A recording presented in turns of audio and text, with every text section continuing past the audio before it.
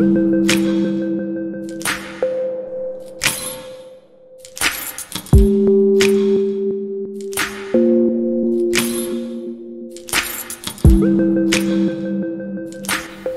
friends, this lockdown കാലത്ത് നമുക്ക് miss ചെയ്യുന്ന ഒരു കിടില ഐറ്റം ആയിട്ടായിരുന്നു ഞങ്ങൾ കഴിഞ്ഞ വീഡിയോയിൽ വന്നിട്ടുണ്ടായിരുന്നത്. ഷവർമ എന്ന കഴിഞ്ഞ വീഡിയോയിലെ ഐറ്റം. അപ്പോൾ ഇന്നത്തേതും അതുപോലെ നമുക്ക് മിസ് ചെയ്യുന്ന ഒരു ബേക്കറി ഐറ്റം തന്നെയാണ്. മിക്കവാറും ബേക്കറിയിലും ഗോൾഡ് ബാറിലും ഒക്കെ പോകുമ്പോൾ നമ്മൾ ചൂടുള്ള സമയത്താണെങ്കിലും തണുപ്പാണെങ്കിലും എപ്പോഴാണെങ്കിലും ഒരു ചായയും പപ്സ് അല്ലെങ്കിൽ ഒരു ലൈമും പപ്സും സ്ഥിരമായിട്ട് കഴിക്കാറുണ്ടാവും അല്ലേ? ഇപ്പോൾ പോവുകയാണെങ്കിൽ നമുക്കതൊരു ടേസ്റ്റാണ്, ഇത് നല്ല കോമ്പിനേഷനാണ്. അപ്പോൾ ഇന്ന് ഈ പപ്സ് എങ്ങനെ നമുക്ക് വീട്ടിലുണ്ടാക്കാം എന്നുള്ളതാണ് ഞങ്ങളിതിലൂടെ കാണിച്ചു തരുന്നത്. അപ്പോൾ ഇതിന് നമുക്ക് ഓവനൊന്നും വേണ്ട കേട്ടോ. ഓവനൊന്നും ഇല്ലാതെ തന്നെ നമുക്ക് ഈസി ആയിട്ട് സിമ്പിളായിട്ട് വീട്ടിലുണ്ടാക്കിയെടുക്കാൻ പറ്റുന്ന സാധനമാണ് ഈ പപ്സ് എന്നുള്ളത് ഞങ്ങൾക്ക് മനസ്സിലായി. അത് നിങ്ങളിലേക്ക് എത്തിക്കാൻ വേണ്ടിയിട്ടാണ് ഇന്നത്തെ വീഡിയോ ആയിട്ട് ഞങ്ങൾ വന്നിരിക്കുന്നത്. അപ്പോൾ എങ്ങനെയാണ് പപ്സ് ഉണ്ടാക്കുക എന്നുള്ളതും എന്തൊക്കെയാണ് അതിന് വേണ്ട ഇൻഗ്രീഡിയൻസ് ഉള്ളതെന്ന് നമുക്കൊന്ന് നോക്കി വരാം. ഞാൻ Destiny Manoj Kumar. Welcome to Delicious destinies.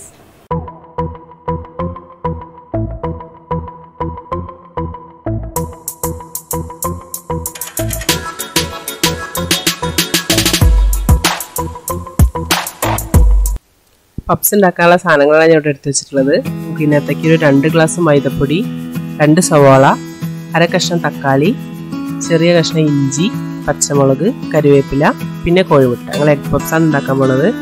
അപ്പോൾ കോഴിമുട്ട നമുക്കൊന്ന് പുഴുങ്ങി എടുക്കണം. അപ്പോൾ മൈദപ്പൊടിയിലേക്ക് ആവശ്യത്തിന് ഉപ്പിട്ട് കൊടുത്തു. ഇനി അതിനകത്തേക്ക് ഒരു 3 ടേബിൾ സ്പൂൺ സൺഫ്ലവർ ഓയിലാണ് ആഡ് ചെയ്ത് കൊടുക്കുന്നത്.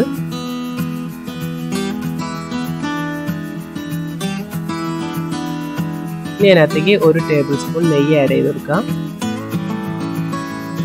ഇത്ര ആഡ് ചെയ്ത് കഴിഞ്ഞാൽ നമ്മൾ കൈകൊണ്ടൊന്ന് കുഴച്ച് മിക്സ് ചെയ്യണം.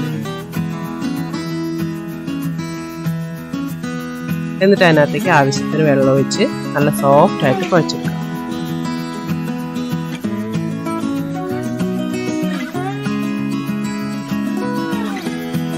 ഏറ്റവും അവസാനം കുറച്ചും കൂടെ സൺഫ്ലവർ ഓയിൽ ഒഴിച്ച് ഒന്ന് നന്നായിട്ടൊന്ന് കുഴച്ച് മിക്സ് ചെയ്തെടുക്കാം. പൊറോട്ടയ്ക്കൊക്കെ കുഴക്കുന്നവർ നല്ല സോഫ്റ്റായിട്ട് കുഴക്കണേ. അവസാനം പൊറോട്ടയ്ക്ക് ഇങ്ങനെ സെറ്റാക്കി വെക്കുന്നവർ ഉള്ളിലേക്ക് ഇതേപോലെ മടക്കി നമുക്കൊരു ബോളാക്കിയത് മാറ്റി വെക്കാം. ഇനി നമുക്ക് പച്ചക്കറി അരിഞ്ഞെടുക്കാം. സവാള, പച്ചമുളക്, തക്കാളി, ഇഞ്ചി, കറിവേപ്പില ഒക്കെ നല്ല നീളത്തിൽ നൈസായിട്ട് അരിഞ്ഞെടുക്കാം.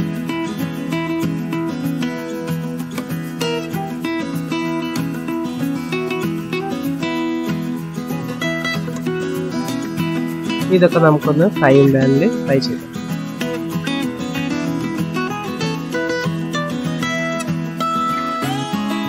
സവാള മൂത്ത് കഴിഞ്ഞാൽ ബാക്കി അരിഞ്ഞു വെച്ചിരിക്കുന്ന ഇഞ്ചി, പച്ചമുളക്, കറിവേപ്പില, തക്കാളി എല്ലാം ആഡ് ചെയ്ത് കൊടുക്കാം. നന്നായി മൂത്ത് വന്നതിന് ശേഷം അതിനകത്തേക്ക് 1/4 ടീസ്പൂൺ മഞ്ഞൾപ്പൊടി, 1/2 ടീസ്പൂൺ മല്ലിപ്പൊടി, ആവശ്യത്തിന് ഉപ്പ്, പിന്നെ 1/2 ടീസ്പൂൺ മുളക് പൊടി,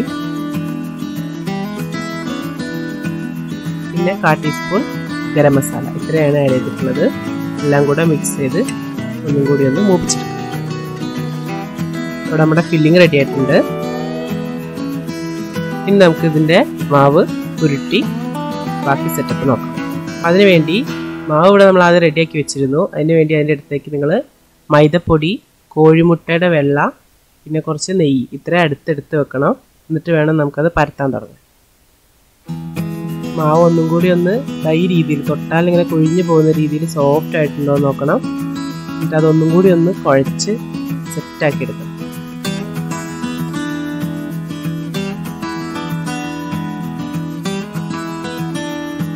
നമുക്കതൊന്ന് ഉരുട്ടി ബോളാക്കണം. അതുകൊണ്ട് കത്തി കൊണ്ട് മുറിച്ച് ഈക്വൽ സൈസ് കിട്ടാൻ വേണ്ടി കത്തി കൊണ്ട് മുറിച്ച് സെറ്റാക്കി എടുക്കണം.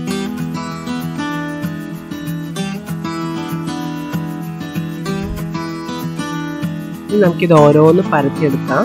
ഇത് ഈ രീതിയിൽ ചതുരത്തിലാണ് പരത്തിയെടുക്കുന്നത്. പൊടിയിട്ട് കൊടുത്ത് പരത്തിയെടുക്കും. അപ്പം എടുത്തു വെച്ചേക്കുന്ന ഓരോ ബോളും ഇതുപോലെ പരത്തിയെടുക്കുകയാണ് ചെയ്യുന്നത്.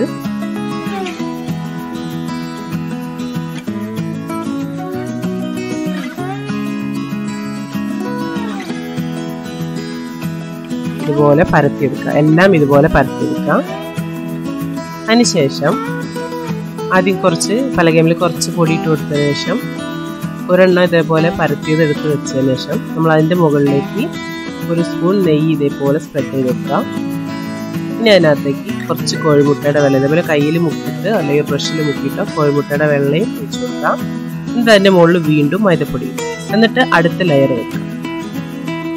ഇതേപോലെ നമ്മുടെ കയ്യിലുള്ള മൈദപ്പൊടി നമ്മൾ പരത്തിയത്, മൈദമാവ് പരത്തിയത് ഇതേപോലെ ലെയറായിട്ട് ഫുള്ളായിട്ട് വെച്ച് കൊടുക്കാം.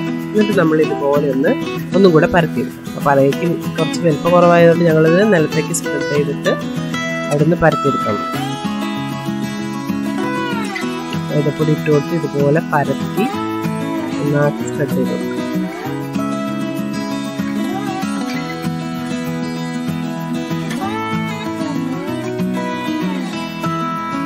എല്ലാ സൈഡും ഒരേ കനത്തിൽ ഇതേപോലെ മാക്സിമം സൈസിൽ പരത്തിയെടുക്കാം.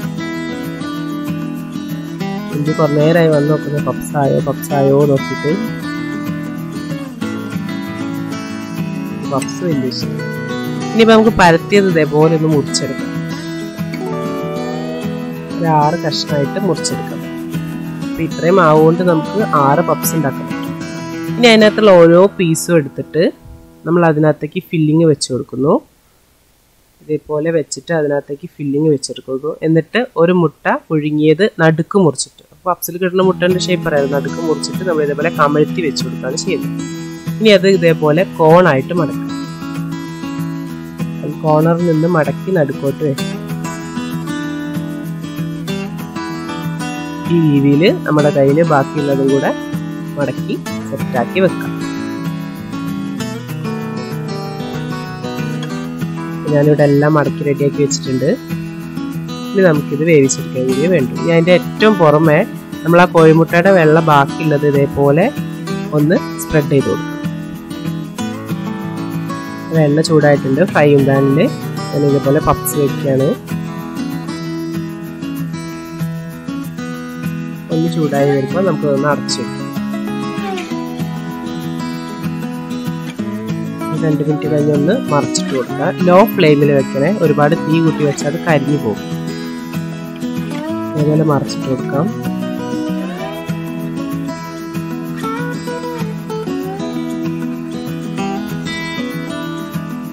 വീണ്ടും നമുക്കൊന്ന് അടച്ചു വയ്ക്കാം.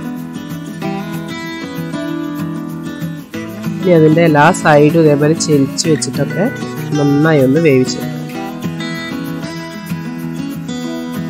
നമ്മുടെ പപ്സ് ഇവിടെ റെഡി ആയിട്ട്.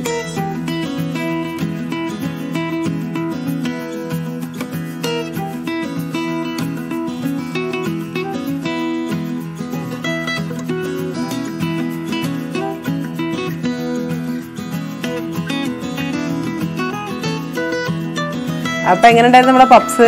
കിടായിട്ടില്ലേ? നല്ല ടേസ്റ്റ് ഉണ്ടായിരുന്നു കേട്ടോ. നല്ല സിമ്പിളായിട്ട് ഞാൻ ഉണ്ടാക്കിയെടുത്തു.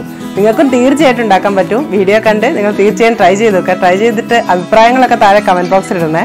അപ്പോൾ ഈ വീഡിയോ നിങ്ങൾക്ക് ഇഷ്ടമായെങ്കിൽ വീഡിയോ ലൈക്ക് ചെയ്യുക, നിങ്ങളുടെ ഫ്രണ്ട്സിലേക്ക് ഈ വിവരം എത്തിക്കാൻ വേണ്ടി വീഡിയോ ഷെയർ ചെയ്യുകയും ചെയ്യുക. ഇതുപോലുള്ള നല്ല വീഡിയോസിനായി ഡെലീഷ്യസ് ഡെസ്റ്റിനീസ് എന്ന ഈ യൂട്യൂബ് ചാനൽ സബ്സ്ക്രൈബ് ചെയ്ത് സപ്പോർട്ട് ചെയ്യുക.